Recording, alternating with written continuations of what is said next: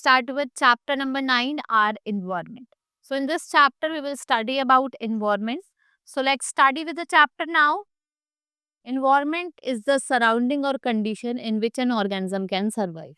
It includes all living and non-living things. Air, water, forest, soil, and sunlight are all components of environment. All plants and animals, they depend upon environment for their existence, right?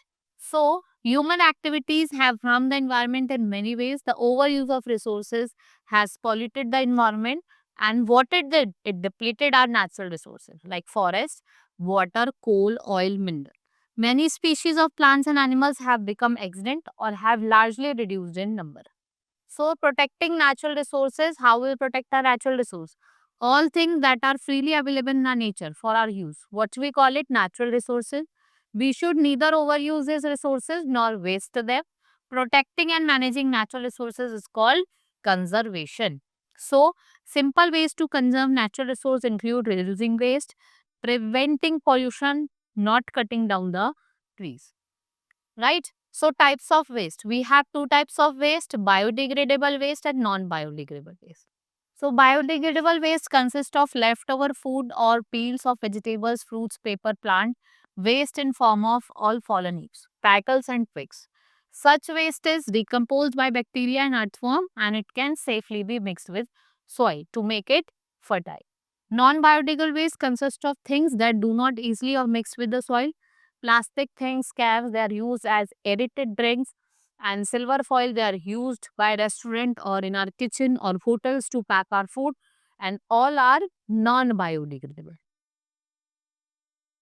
Then we have disposal of waste. We disposed of waste in towns and cities. So first is dumping.